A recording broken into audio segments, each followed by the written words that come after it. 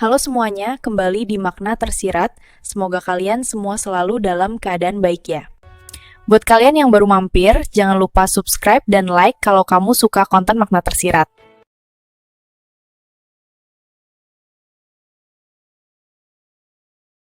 Fikran hanyalah seorang tukang besi yang mengandalkan otot dan insting bertahun-tahun di lapangan, jauh dari kemilau gelar akademik. Di sisi lain, Profesor Nadine adalah sang primadona teknik struktur yang memuja angka dan teori di atas segalanya, menganggap keberadaan pekerja kasar tak lebih dari alat tanpa otak. Pertemuan mereka di proyek pembangunan Stadion Megah Nasional menjadi medan perang harga diri, ketika Nadine secara terang-terangan meludahi martabat Fikran di depan seluruh petinggi proyek. Namun takdir memutar balik keadaan saat sebuah kesalahan fatal dalam desain struktur mengancam nyawa ribuan orang dan reputasi Nadine dalam sekejap mata. Di bawah bayang-bayang rangka baja yang mulai mengerang hendak runtuh, sebuah janji gila terucap dari bibir Nadine yang gemetar karena kepanikan. Kini, Fikran harus memilih antara membiarkan wanita sombong itu hancur bersama egonya atau mempertaruhkan seluruh nyawanya untuk membuktikan bahwa insting seorang tukang besi tidak bisa dibeli dengan gelar profesor. Matahari sore menyengat kulit legam Fikran yang berdiri mematung di bawah bayang-bayang rangka baja raksasa yang belum sempurna. Di tangannya, selembar kertas coretan kasar berisi perhitungan distribusi beban tampak kontras dengan tablet digital mahal yang digenggam Profesor Nadine. Nadine melangkah maju dengan sepatu hak tingginya yang berbunyi nyaring di atas lantai beton, memberikan kesan dominansi yang tak terbantahkan. Ia menatap Fikran dari ujung kaki hingga ujung kepala dengan tatapan yang seolah-olah sedang melihat kotoran yang menempel di sepatunya. Bau keringat dan oli dari tubuh Fikran membuat Nadine menutup hidungnya sejenak dengan sapu tangan sutra sebelum ia mulai bicara. Udara di sekitar mereka terasa sangat berat, dipenuhi oleh ketegangan yang membuat para pekerja lain memilih untuk menyingkir perlahan. Fikran berusaha tetap tenang meski ia tahu badai penghinaan akan segera menghantam harga dirinya yang paling dalam hari ini. Fikran menyerahkan kertas itu dengan tangan yang sedikit gemetar, mencoba menjelaskan bahwa ada getaran tidak wajar pada sambungan baja utama. Nadine hanya melirik kertas kusam itu sekilas, sebelum akhirnya melempar kertas tersebut hingga mendarat tepat di genangan air semen yang kotor. Tawanya pecah, sebuah tawa yang terdengar sangat merdu, namun mengandung racun penghinaan yang menusuk hingga ke tulang belakang Fikran. Nadine menggelengkan kepalanya dengan sinis, lalu mendekatkan wajahnya ke Fikran agar semua orang bisa mendengar kata-kata pedasnya. Ia bertanya dengan suara lantang, apakah seorang tukang besi yang bahkan tidak lulus kuliah berani mengoreksi perhitungan kalkulus tingkat lanjut miliknya? Bagi Nadine, insting lapangan yang dibanggakan Fikran hanyalah sampah yang tidak memiliki tempat di dunia akademis yang sangat ia puja. Kesombongan wanita itu terlihat jelas dari caranya melipat tangan di dada dan membusungkan dadanya dengan penuh kebanggaan diri. Para petinggi proyek yang berdiri di belakang Nadine ikut tertawa, menambah beban mental yang harus dipikul oleh Fikran di tengah keramaian. Fikran hanya menunduk, menatap sepatunya yang robek sambil meremas kuat-kuat tang pengikat besi yang tergantung di pinggang celananya yang dekil. Ia mencoba menjelaskan sekali lagi bahwa besi memiliki bahasa sendiri yang tidak bisa dibaca hanya melalui layar monitor digital yang dingin. Namun, Nadine justru semakin meledak dan menyebut Fikran sebagai penghambat kemajuan proyek Stadion Nasional yang sangat krusial bagi karirnya ini. Ia menunjuk wajah Fikran dengan jari lenturnya, memperingatkan pria itu agar tidak lagi berlagak seperti pahlawan yang memahami struktur bangunan rumit. Setiap kata yang keluar dari mulut Nadine seperti sembilu yang menyayat kulit, meninggalkan luka yang tidak berdarah namun sangat menyakitkan. Fikran tetap diam, menahan amarah yang mulai membakar dadanya demi kelangsungan pekerjaan yang sangat ia butuhkan untuk menyambung hidup. Nadine kemudian berjalan mengitari Fikran seolah sedang menginspeksi barang cacat yang seharusnya dibuang ke tempat sampah sejak lama sekali. Ia mencibir bahwa jika perhitungan kasar tukang besi seperti Fikran benar, maka seluruh gelar profesor yang ia miliki tidak ada harganya. Nadine merasa sangat terusir dengan keberadaan Fikran yang mencoba mengusik kesempurnaan desain yang telah ia susun selama bertahun-tahun di laboratorium. Ia menganggap Fikran hanyalah parasit yang ingin mencari perhatian di tengah proyek besar demi mendapatkan uang tambahan atau sekadar pengakuan. Kemarahan Nadine bukan lagi soal teknis, melainkan soal ego seorang intelektual yang merasa martabatnya diinjak-injak oleh seorang kuli bangunan. Di matanya, Fikran tidak lebih dari sekadar komponen mekanis yang bisa diganti kapan saja, tanpa perlu merasa kehilangan sedikit pun. Suasana semakin panas ketika Nadine memerintahkan asistennya untuk mencatat nama Fikran dalam daftar hitam pekerja yang harus segera dipindahkan. Tiba-tiba, Nadine menghentikan langkahnya dan berbalik dengan senyum meremehkan yang sangat mengerikan bagi siapapun yang melihat wajah cantiknya itu. Ia mengatakan dengan suara yang sangat dingin bahwa dunia ini memiliki kasta intelektual yang tidak akan pernah bisa ditembus. Nadine menantang Fikran untuk membuktikan omong kosongnya tentang retakan baja yang ia klaim akan terjadi dalam beberapa hari ke depan. Ia merasa sangat yakin bahwa teorinya adalah kebenaran mutlak yang tidak mungkin bisa dikalahkan oleh perasaan subjektif seorang pekerja kasar. Ketegangan memuncak saat Nadine melangkar maju hingga jarak mereka hanya tersisa beberapa sentimeter, memaksa Fikran untuk menatap mata dinginnya. Keangkuhan Nadine mencapai puncaknya ketika ia mulai melontarkan sebuah kalimat yang akan mengubah seluruh jalan hidup mereka berdua selamanya. Kalimat itu diucapkan dengan nada yang sangat merendahkan, seolah-olah ia sedang memberikan janji yang mustahil untuk ditepati.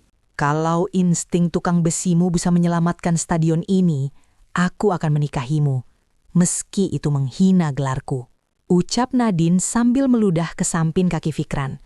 Seluruh orang yang ada di sana terdiam, terpaku oleh keberanian Nadine dalam mempertaruhkan kehormatannya hanya untuk mempermalukan seorang tukang besi rendahan. Fikran menatap mata Nadine dengan tatapan yang tidak lagi penuh ketakutan, melainkan sebuah sorot mata yang dingin dan sangat menusuk. Ia merasakan denyut jantungnya melambat, seolah-olah waktu berhenti berputar hanya untuk merekam penghinaan yang paling menyakitkan dalam hidupnya ini. Nadine kemudian tertawa kecil, menganggap diamnya Fikran adalah bentuk kekalahan telak dan ketidakberdayaan di hadapan kecerdasannya yang luar biasa tinggi. Ia merasa telah berhasil menghancurkan mental pria itu di depan umum dan memberikan pelajaran tentang posisi sosial yang sebenarnya. Nadine kemudian berbalik pergi dengan langkah anggun, meninggalkan Fikran yang masih berdiri mematung di tengah debu konstruksi. Fikran melihat punggung Nadine yang menjauh. Wanita yang baru saja mempertaruhkan dirinya sendiri dalam sebuah permainan ego yang sangat berbahaya dan tidak masuk akal. Ia menarik napas panjang, merasakan debu semen memenuhi paru-parunya, sambil mengepalkan tangannya hingga kuku-kukunya memutih karena tekanan yang sangat kuat. Di dalam hatinya, Fikran bersumpah bahwa ia tidak akan membiarkan stadion ini runtuh, bukan demi Nadine, tapi demi nyawa orang-orang di dalamnya. Namun, penghinaan tentang kasta intelektual itu terus terngiang di telinganya, seperti dengungan lebah yang sangat mengganggu dan menyakitkan hati. Ia tahu bahwa mulai besok, hidupnya akan menjadi jauh lebih sulit, karena Nadine pasti akan mencari segala cara untuk menyingkirkannya. Meski begitu, Fikran merasakan ada sesuatu yang bangkit di dalam dirinya, sebuah kekuatan yang muncul dari rasa sakit yang telah diinjak-injak. Ia menatap ke arah langit yang mulai menggelap, menyadari bahwa badai yang sebenarnya baru saja akan dimulai malam ini. Keesokan harinya, rumor tentang tantangan gila Profesor Nadine sudah menyebar ke seluruh penjuru proyek, membuat Fikran menjadi bahan tertawaan baru bagi semua orang. Orang-orang mulai memanggilnya dengan sebutan calon suami profesor, sebuah ejekan yang dibalut dengan nada sarkasme yang sangat kental dan menyakitkan. Fikran tidak memperdulikan semua itu. Ia tetap bekerja dengan teliti, memeriksa setiap jengkal sambungan baja dengan tangannya yang mulai kasar.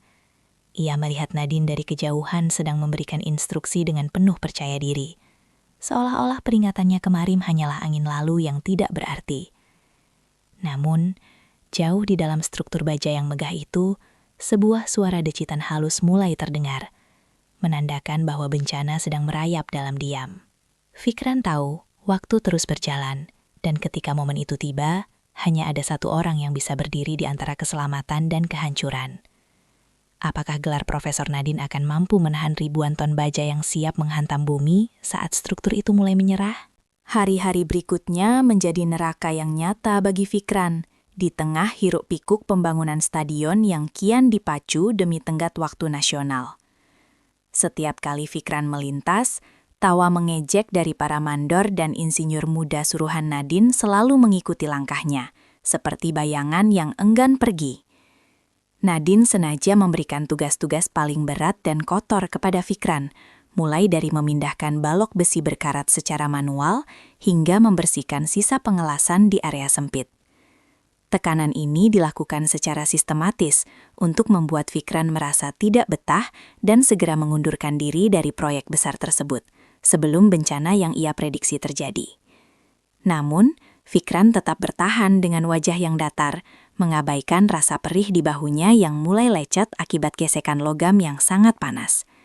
Ia menyadari bahwa lingkungan kerjanya telah berubah menjadi medan pertempuran psikologis, di mana semua orang ingin melihatnya jatuh tersungkur dan menyerah kalah. Nadine tidak berhenti di situ.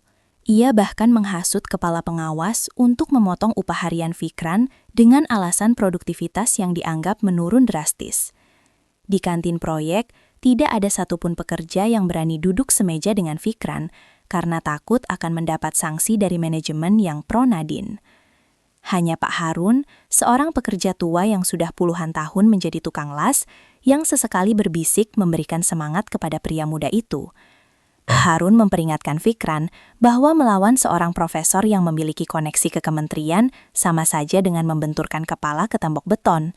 Fikran hanya tersenyum tipis, sebuah senyuman yang menyembunyikan luka hati yang sangat dalam, namun sekaligus menunjukkan keteguhan prinsip yang tidak tergoyahkan.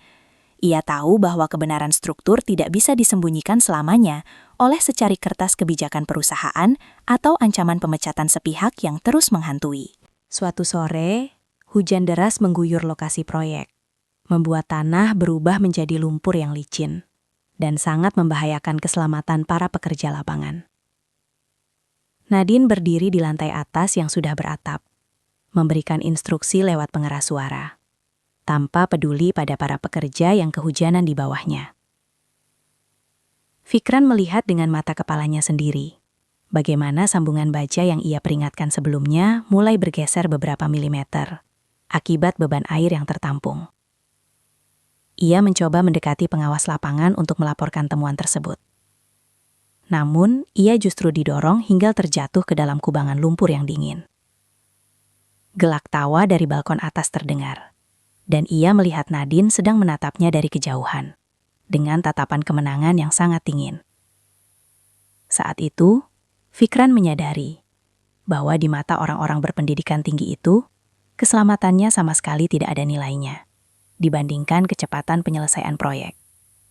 Tekanan sosial semakin menjadi-jadi ketika pihak keamanan proyek mulai melakukan pemeriksaan ketat terhadap barang bawaan Fikran setiap kali ia masuk dan keluar area.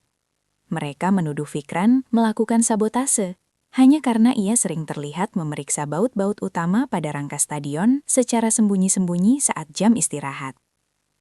Teman-teman sesama tukang besi yang dulu akrab dengannya kini mulai menjauh karena tidak ingin ikut terseret dalam konflik pribadi antara Fikran dan Nadine. Atmosfer di proyek itu terasa sangat sesak, seolah-olah seluruh dunia sedang berkonspirasi untuk menyingkirkan satu orang tukang besi yang terlalu berani bicara. Fikran merasa seperti orang asing di tanahnya sendiri, dikelilingi oleh teknologi canggih, namun kehilangan rasa kemanusiaan dari orang-orang yang mengoperasikannya. Setiap malam, ia harus mengurut sendiri otot-ototnya yang kaku, sambil menatap langit-langit bedeng tempatnya menginap dengan pikiran yang sangat kalut. Nadine terus memamerkan kemajuan proyek di media sosial dan laporan resmi, menyebutkan bahwa struktur stadion ini adalah yang paling aman dalam sejarah bangsa. Ia seringkali membawa rombongan mahasiswa untuk menunjukkan betapa sempurnanya perhitungan yang ia buat, tanpa ada cacat sedikit pun dalam pelaksanaannya. Jika ia tidak sengaja berpapasan dengan Fikran, ia akan sengaja menjatuhkan sesuatu dan menyuruh Fikran memungutnya, seolah-olah pria itu adalah pelayan pribadinya. Fikran melakukan perintah itu dengan patuh, namun tatapan matanya tetap lurus ke depan, memberikan kesan bahwa raganya boleh diperintah, tapi jiwanya tidak. Hal ini justru membuat Nadine semakin kesal, karena ia gagal melihat kehancuran mental yang ia harapkan muncul dari raut wajah Fikran. Kesunyian Fikran dalam menghadapi penindasan justru menjadi ancaman tersendiri yang membuat tidur Nadine di hotel mewah menjadi tidak senyaman biasanya. Keadaan semakin memanas ketika terjadi kecelakaan kecil di mana salah satu derek hampir jatuh karena pondasi tanah yang labil akibat cuaca buruk. Alih-alih mengevaluasi struktur, Nadine justru menyalahkan faktor alam dan ketidakbecusan para pekerja lapangan dalam mengoperasikan alat berat yang sudah tua. Fikran mencoba memberikan saran teknis tentang penguatan lateral pada kolom penyangga. Namun kata-katanya langsung dipotong oleh bentakan asisten Nadine yang sangat kasar. Mereka menganggap saran Fikran adalah upaya untuk menggurui orang-orang yang sudah sekolah bertahun-tahun di luar negeri dengan biaya negara yang besar. Penghinaan terhadap kecerdasan intelektual Fikran kembali digaungkan, menciptakan dinding pemisah yang semakin tinggi antara kelas pekerja manual dan para elit teknokrat. Fikran merasa harga dirinya sudah sampai di titik nadir, namun tanggung jawab terhadap ribuan penonton masa depan tetap menahannya untuk tidak pergi. Di sisi lain, Nadine mulai merasakan ada yang aneh dengan data yang masuk ke komputernya. Ada anomali getaran yang tidak bisa ia jelaskan lewat rumus biasa. Meski begitu, egonya yang setinggi langit melarangnya untuk mengakui bahwa si tukang besi yang ia hina mungkin memiliki poin yang sangat benar. Ia justru memerintahkan tim IT untuk mengecek sensor getaran, berharap bahwa alat-alat itu yang rusak, bukan struktur bangunannya yang bermasalah secara fundamental. Nadine merasa terjepit antara kenyataan lapangan yang mulai goyah dan citra kesempurnaan yang harus ia jaga di depan para menteri. Kegelisahan mulai merayap di balik wajah cantiknya yang selalu tampak tenang, namun ia tetap memilih untuk bersikap arogan demi menutupi ketakutannya.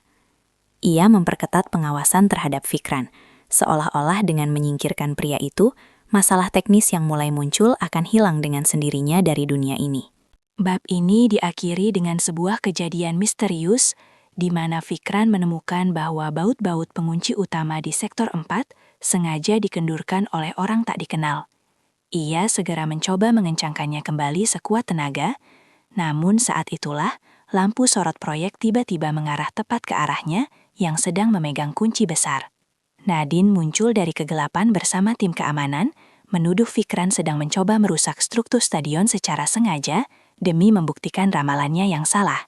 Fikran terpojok, dikelilingi oleh orang-orang yang siap menghakiminya, tanpa memberi kesempatan untuk membela diri atas apa yang sebenarnya terjadi malam itu. Sementara itu, di kejauhan, terdengar suara gemertak halus dari kedalaman beton stadion yang seolah-olah sedang menghitung mundur waktu menuju kehancuran yang tak terelakkan. Apakah Fikran akan berakhir di penjara karena fitnah Nadine, ataukah stadion ini yang akan lebih dulu bicara dengan caranya yang paling mengerikan?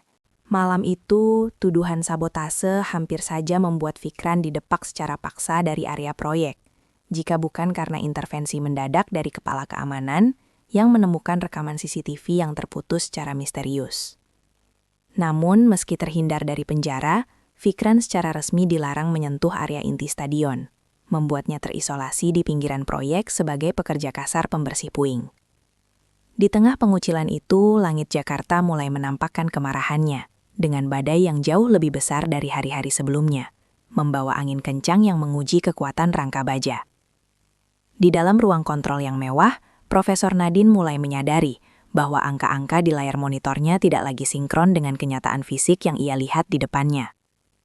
Sensor beban di sektor 4 mulai menunjukkan warna merah yang berkedip cepat, sebuah sinyal bahaya yang selama ini ia anggap sebagai kerusakan sensor belaka.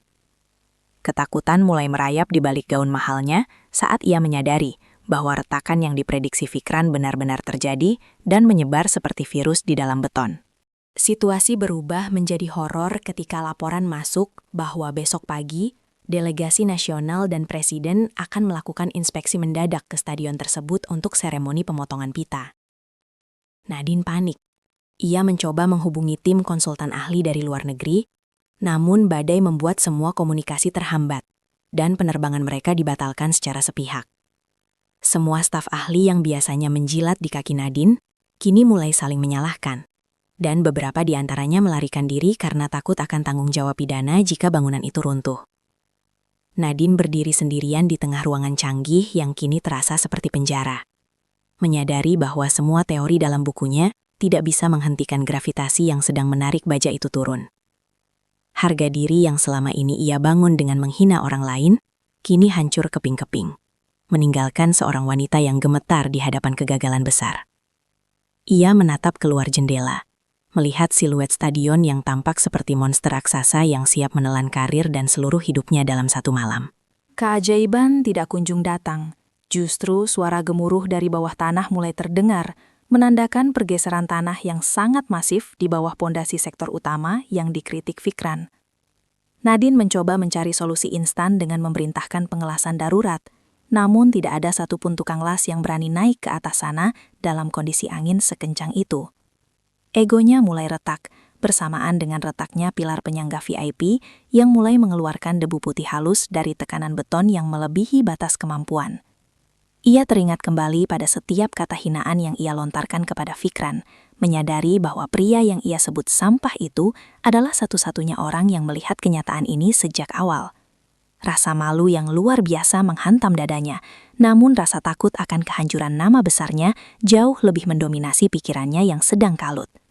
Nadine terjatuh lemas di kursi kerjanya, menyadari bahwa besok pagi ia mungkin akan dikenal bukan sebagai profesor hebat, melainkan sebagai arsitek bencana nasional.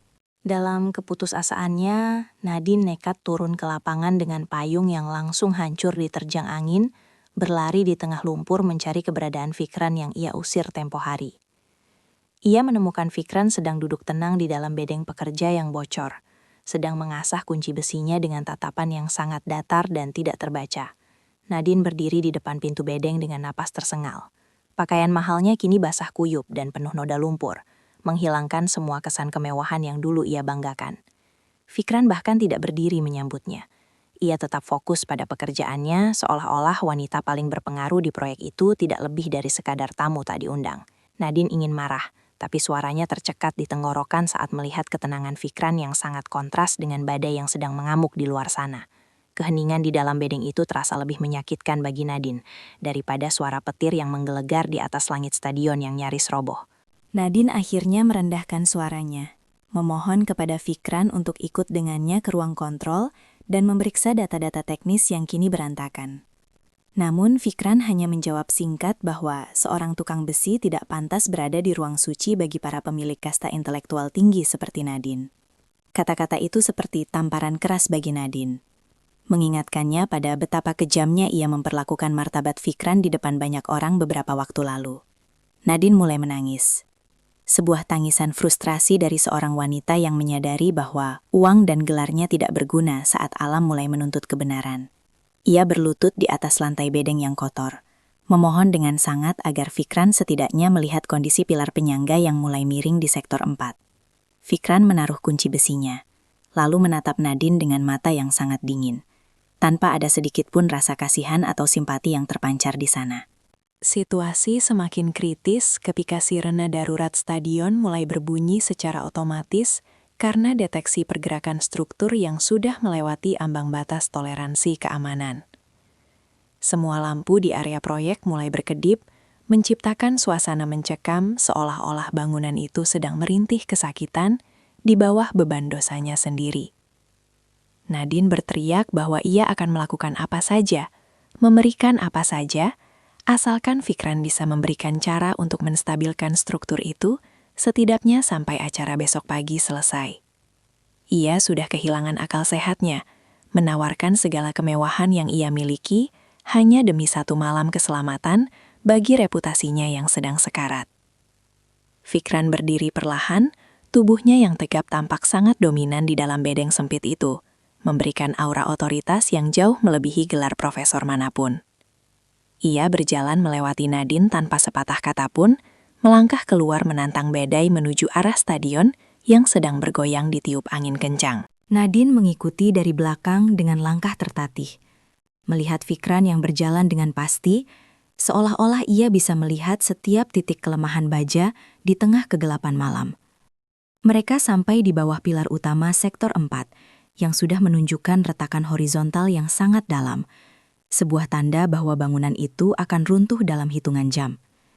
Fikran menyentuh permukaan beton yang dingin itu, menutup matanya sejenak untuk merasakan getaran yang menjalar dari dalam tanah hingga ke ujung rangka baja.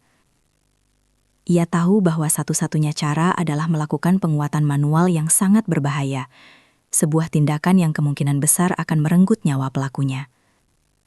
Nadine menunggu dengan wajah pucat, berharap ada keajaiban teknis yang bisa keluar dari mulut pria yang dulu ia hina sebagai orang bodoh. Namun, Fikran hanya menatap pilar itu dengan pandangan yang sangat berat, menyadari bahwa waktu yang mereka miliki sudah hampir habis sebelum fajar menyapa. Bab ini ditutup dengan suara dentuman keras yang berasal dari puncak stadion, di mana salah satu kabel baja penarik atap putus dan berayun liar di udara. Nadine menjerit ketakutan dan bersembunyi di balik punggung Fikran.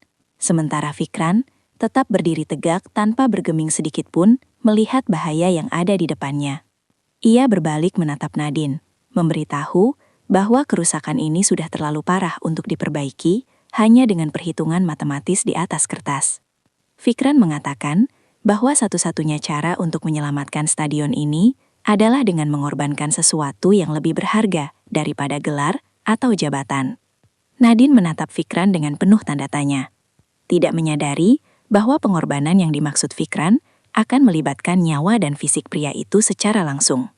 Di bawah guyuran hujan yang kian menderu, sebuah keputusan besar harus diambil sebelum Stadion Kebanggaan Nasional itu menjadi kuburan massal bagi semua orang yang terlibat di dalamnya. Apakah Nadine siap melihat harga yang harus dibayar untuk sebuah kesombongan yang ia tanam sendiri? Hujan badai kian membabi buta, menciptakan simfoni kematian dari gesekan plat baja yang mulai melengkung di puncak stadion. Fikran berdiri tegak di tengah pusaran angin, menunjuk ke arah sambungan krusial yang bautnya telah tergunting habis oleh tekanan beban lateral yang luar biasa. Nadine yang gemetar hebat mencoba memeriksa tabletnya, namun layar digital itu mati total akibat terkena air, meninggalkan mereka dalam kegelapan yang hanya diterangi lampu darurat yang meremang.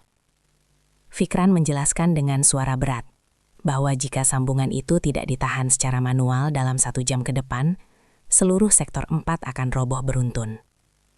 Nadine menangis histeris, menyadari bahwa tidak ada alat berat yang bisa mencapai titik itu dalam waktu singkat, karena akses jalan yang terblokir lumpur. Ia kini benar-benar kehilangan wibawanya sebagai profesor. Hanya tersisa seorang wanita yang hancur karena kenyataan pahit yang tidak mampu diprediksi oleh teorinya. Fikran menatapnya tajam, meminta Nadine untuk memberikan izin penuh kepadanya untuk melakukan tindakan nekat yang melampaui standar prosedur keamanan manapun. Nadine menatap Fikran dengan pandangan tidak percaya, menganggap ide pria itu untuk menahan rangka dengan dongkrak hidrolik manual dan tubuhnya sendiri sebagai tindakan bunuh diri. Namun, Fikran menegaskan bahwa tidak ada pilihan lain jika Nadine tidak ingin fajar besok menjadi hari pemakamannya sebagai seorang intelektual yang gagal total. Nadine merasa terpojok. Rasa gengsinya kembali muncul sesaat, namun segera tertelan oleh suara derit baja yang semakin nyaring memekakan telinga mereka berdua. Ia berteriak di tengah kebisingan badai, bertanya mengapa Fikran mau melakukan hal gila ini setelah semua penghinaan kejam yang telah ia berikan. Fikran hanya menjawab bahwa ia melakukannya demi kebanggaan setiap tetes keringat buruh yang telah tertanam di pondasi stadion ini, bukan untuk Nadine. Jawaban itu membuat Nadine terdiam, menyadari betapa kecilnya jiwanya dibandingkan dengan kebesaran hati seorang tukang besi yang selama ini ia injak-injak. Ia melihat Fikran mulai menyiapkan perlengkapan las dan rantai pengikat dengan gerakan yang sangat terukur dan penuh keberanian. Dalam kondisi yang sangat kritis itu, Nadine seolah kehilangan akal sehatnya dan kembali pada sifat arogannya yang defensif sebagai mekanisme perlindungan diri. Ia menatap Fikran yang sedang mengikatkan tali pengaman ke pinggangnya, lalu dengan suara bergetar ia mengulang kembali janji gila yang pernah ia ucapkan dulu. Nadine berteriak dengan nada menantang yang penuh dengan rasa putus asa, mengingatkan Fikran tentang taruhan pernikahan yang dulu ia tawarkan sebagai ejekan. Kalau insting tukang besimu bisa menyelamatkan stadion ini, aku akan menikahimu, meski itu menghina gelarku, jerit Nadine dengan huruf kapital yang menggema di antara pilar-pilar beton. Kalimat itu terdengar seperti sebuah kutukan sekaligus harapan terakhir bagi seorang wanita yang sudah tidak memiliki kartu lain untuk dimainkan. Nadine ingin memastikan bahwa jika Fikran gagal dan mati, maka semua itu adalah pilihan Fikran sendiri, bukan karena perintah teknis darinya. Ia masih berusaha menjaga jarak kasta bahkan di saat nyawanya sedang berada di ujung tanduk kengerian. Fikran menghentikan gerakannya sejenak, memutar kepala dan menatap Nadine dengan tatapan yang sangat dingin, hingga membuat sang profesor menelan ludah dengan susah payah. Tidak ada lagi rasa hormat dalam mata Fikran. Yang ada hanyalah ketegasan seorang pria yang sudah siap menghadapi maut dengan kepala tegak. Fikran menjawab dengan suara yang sangat tenang namun sangat menusuk, menyatakan bahwa ia menerima tantangan gila itu dengan seluruh taruhannya. Ia menambahkan bahwa setelah malam ini berakhir, Nadine akan menyadari bahwa ada hal-hal di dunia ini yang tidak akan pernah bisa dibeli dengan gelar akademik. Nadine tertegun melihat keberanian yang begitu murni, sesuatu yang tidak pernah ia temukan di ruang kelas atau konferensi internasional manapun. Ketakutan Nadine kini bukan hanya pada stadion yang akan runtuh, tetapi pada kekuatan mental Fikran yang mulai mendominasi seluruh keberadaannya. Ia melihat Fikran mulai memanjat rangka baja yang licin itu, membawa beban alat pelindung diri dan harapan yang sangat berat. Langkah kaki Fikran yang mantap di atas jeruji baja menciptakan suara dentang logam yang terdengar seperti lonceng kematian yang sedang memanggil-manggil. Nadine berdiri di bawah dengan perasaan campur aduk, antara ingin Fikran berhasil, namun juga takut akan konsekuensi dari janji yang baru saja ia perbaharui. Setiap kali petir menyambar, siluet Fikran yang bergelantungan di ketinggian puluhan meter tampak seperti pahlawan yang sedang bertarung melawan naga besi raksasa. Angin kencang beberapa kali hampir melemparkan tubuh Fikran ke dasar beton yang keras, namun tangan kasarnya mencengkram erat setiap sambungan logam. Nadine menangkupkan kedua tangannya di depan mulut. Tanpa sadar ia mulai merapalkan doa-doa yang sudah lama ia lupakan demi keselamatan pria itu. Ia melihat betapa kecilnya sosok Fikran di atas sana, namun betapa besarnya dampak yang sedang pria itu coba ciptakan bagi keselamatan ribuan orang. Tensi di lokasi proyek mencapai puncaknya, menciptakan suasana yang begitu mencekam hingga setiap napas terasa sangat menyesakkan dada. Fikran mulai memasang rantai pengikat pada titik tumpu utama, menggunakan seluruh tenaga ototnya untuk menarik baja yang sudah melengkung keluar dari jalurnya. Suara otot yang menegang dan deru napas yang memburu terdengar kalah oleh suara badai yang semakin menggila di atas atap stadion yang terbuka. Nadine melihat dari kejauhan bagaimana tubuh Fikran mulai gemetar karena menahan beban yang seharusnya dikerjakan oleh mesin-mesin raksasa yang kini tak berdaya. Ia menyadari bahwa Fikran sedang menjadikan dirinya sendiri sebagai bagian dari struktur bangunan, memberikan nyawanya sebagai penopang sementara bagi besi yang dingin. Air mata Nadine mulai mengalir, bukan karena takut akan karirnya, tapi karena melihat pengorbanan fisik yang begitu brutal di depan matanya sendiri. Ia merasa sangat hina sebagai manusia, karena telah merendahkan sosok yang kini sedang bertaruh nyawa untuk memperbaiki kesalahannya yang sangat fatal. Namun, ego Nadine masih berbisik bahwa ini adalah cara Fikran untuk membuktikan kelasnya, sebuah pemikiran yang masih sangat egois. Keadaan menjadi sangat darurat ketika salah satu baut utama meledak karena tekanan. Dan Fikran terpaksa menahan sambungan itu dengan tangan kirinya, sementara tangan kanannya mencoba mengelas titik itu. Teriakannya karena menahan panas dan beban baja, menyatu dengan suara guntur yang menggelegar di langit Jakarta malam itu. Nadine ingin berlari mendekat, namun ia dilarang oleh petugas keamanan yang baru saja kembali, karena area itu sudah dianggap sebagai zona merah yang mematikan. Ia hanya bisa melihat dari jauh, bagaimana percikan api las menerangi wajah Fikran yang penuh dengan peluh, debu, dan darah yang mulai mengucur dari luka sayatan logam. Fikran tampak seperti Titan yang sedang memikul beban langit di pundaknya, menolak untuk menyerah pada hukum fisika yang seharusnya sudah merobohkan bangunan itu sejak tadi. Nadine merasa jantungnya hampir berhenti berdetak setiap kali ia melihat posisi Fikran yang semakin berbahaya dan di ambang batas kemampuan manusia normal. Apakah ini akhir dari segalanya? Ataukah awal dari sebuah pengakuan yang terlambat bagi sang profesor? Bab ini diakhiri dengan sebuah momen di mana Fikran berhasil mengunci sambungan terakhir. Namun sebuah balok besi kecil jatuh dari atas dan menghantam bahunya dengan sangat keras. Fikran tidak melepaskan pegangannya pada alat las. ia justru semakin menekan tubuhnya ke arah struktur agar stabilitas bangunan tetap terjaga selama proses pendinginan logam. Nadine berteriak memanggil nama Fikran dengan suara yang serak karena tangisan. Namun tidak ada jawaban dari atas sana, selain suara desis uap air hujan yang mengenai besi panas. Stadion itu tiba-tiba menjadi hening sejenak, seolah-olah alam sedang memberikan penghormatan pada perjuangan hidup dan mati seorang tukang besi rendahan. Fikran masih di sana, bergantung dalam kondisi yang tidak pasti, sementara cahaya fajar mulai menyelinap di balik awan mendung yang berangsur menipis. Tantangan gila Nadine kini telah terpenuhi, namun harga yang harus dibayar mungkin jauh lebih besar daripada sekadar sebuah janji pernikahan yang dipenuhi dendam. Akankah Fikran turun dengan selamat untuk menagih janji itu? Ataukah ia akan menjadi monumen abadi di dalam struktur baja tersebut? Cahaya fajar menyibak sisa-sisa badai dengan keheningan yang menyesakan, menyinari sosok Fikran yang masih tergantung kaku pada rangka baja sektor 4. Nadine berlari sekuat tenaga menembus garis pengaman, mengabaikan teriakan petugas dan lumpur yang mengotori lututnya, hingga ia sampai tepat di bawah pilar utama. Di sana, ia melihat pemandangan yang menghancurkan seluruh keangkuhannya sebagai manusia.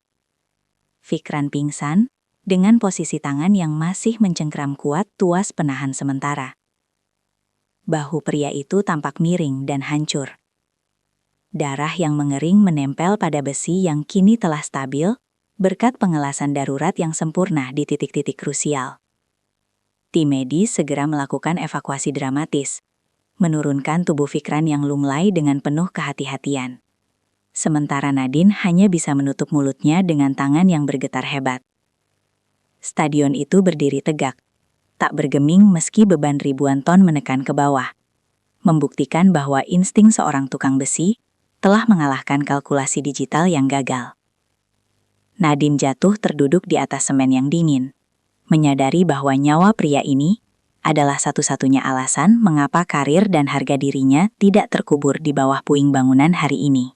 Proses pemulihan Fikran di rumah sakit berlangsung di tengah hiruk-pikuk pemberitaan nasional yang memuja-muji keberhasilan pembangunan stadion tersebut tanpa tahu drama berdarah di baliknya.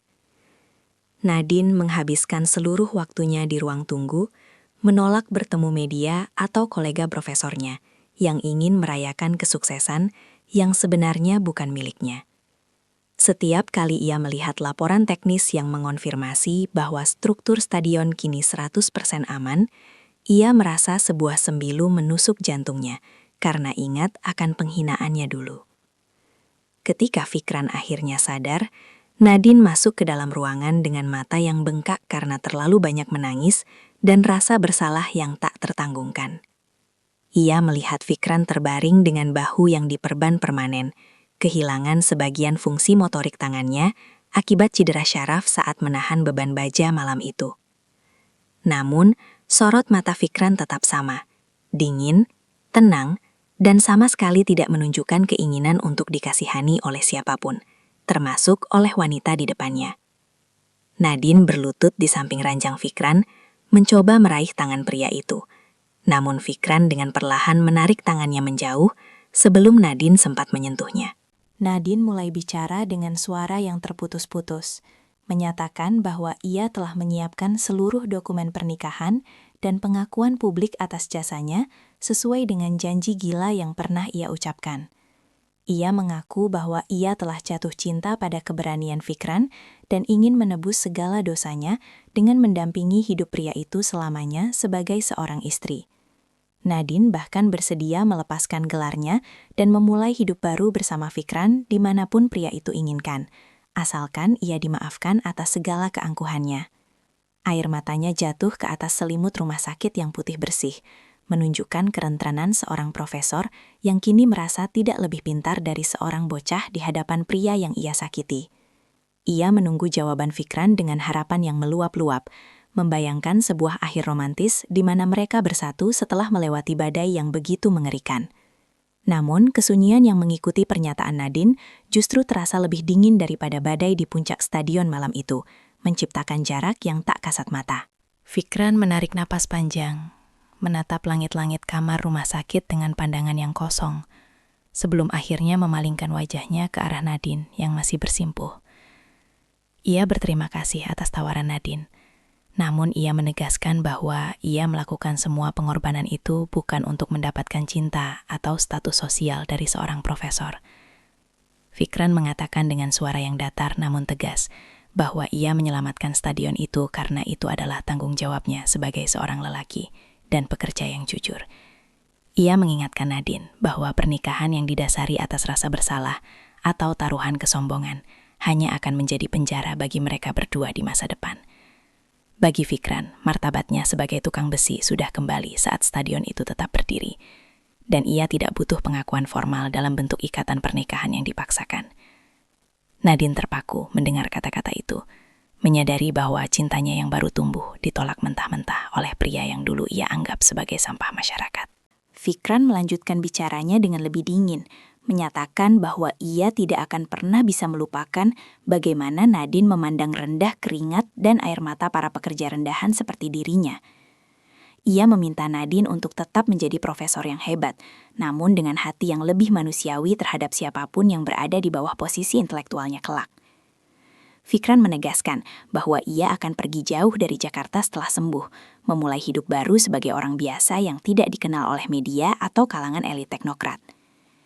Ia menolak semua kompensasi uang atau jabatan yang ditawarkan Nadine, menyatakan bahwa tangannya yang cacat adalah pengingat abadi bahwa kehormatan tidak bisa dibeli dengan materi. Nadine mencoba memohon sekali lagi, namun Fikran menutup matanya, memberikan isyarat yang jelas bahwa percakapan mereka telah berakhir untuk selamanya di titik ini. Keangkuhan Nadine di bab 1 kini berbalik menjadi luka yang akan ia bawa seumur hidup, sebuah penyesalan karena telah kehilangan pria paling berharga dalam hidupnya. 1 bulan kemudian, seremoni peresmian stadion berlangsung dengan sangat megah, dihadiri oleh ribuan orang yang bersorak-sorai memuja kemegahan arsitektur yang dirancang oleh Profesor Nadine.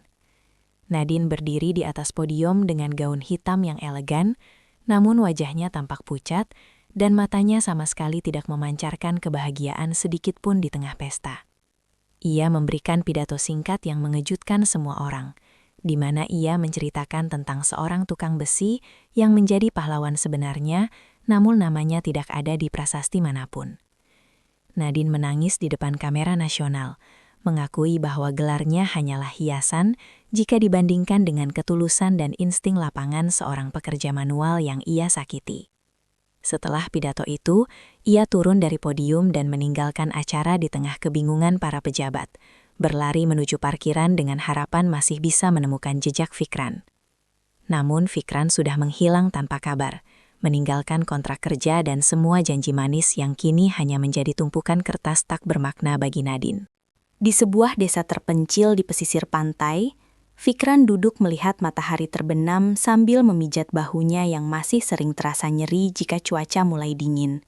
Ia hidup sederhana, kembali menjadi tukang besi kecil-kecilan di bengkel miliknya sendiri, jauh dari hiruk-pikuk ambisi dan kasta-kasta intelektual yang menyesakkan dada. Sesekali ia melihat berita tentang Nadine di televisi tua miliknya, melihat bagaimana wanita itu kini menjadi aktivis yang memperjuangkan hak-hak pekerja lapangan dengan semangat yang luar biasa. Fikran tersenyum tipis, merasa tenang karena setidaknya pengorbanannya telah mengubah satu jiwa yang sombong menjadi manusia yang lebih bermartabat bagi orang lain. Ia tidak merasa menyesal telah menolak Nadine, karena baginya, harga diri adalah ketika ia mampu berdiri di atas kakinya sendiri, tanpa harus menjadi budak dari belas kasihan orang kaya. Kehidupan terus berjalan, dan Fikran menemukan kedamaian dalam setiap dentuman palunya di atas talan, menciptakan karya-karya kecil yang jujur dan penuh makna. Cerita ini berakhir dengan pemandangan Nadine yang berdiri sendirian di puncak stadion yang ia desain, menatap ke arah cakrawala dengan sebuah kunci besi berkarat milik Fikran di genggamannya. Ia menyadari bahwa meski ia memiliki stadion termegah di negara ini, ia telah kehilangan satu-satunya pondasi yang bisa menopang hatinya dari kesepian yang abadi. Nadine berbisik pada angin, meminta maaf kepada sosok pria yang mungkin tidak akan pernah ia temui lagi di sisa hidupnya yang terasa hampa ini. Ia tetap menjadi profesor yang sukses. Namun setiap sudut bangunan megah itu akan selalu mengingatkannya pada bau keringat, suara las, dan tatapan dingin seorang tukang besi yang tak tergantikan. Fikran telah memenangkan taruhannya, bukan dengan menikahi sang profesor, tapi dengan cara meninggalkannya dalam penyesalan yang paling dalam dan abadi sepanjang masa. Apakah sebuah gelar masih berarti jika di puncaknya hanya ada kesendirian dan air mata yang tak kunjung kering oleh waktu?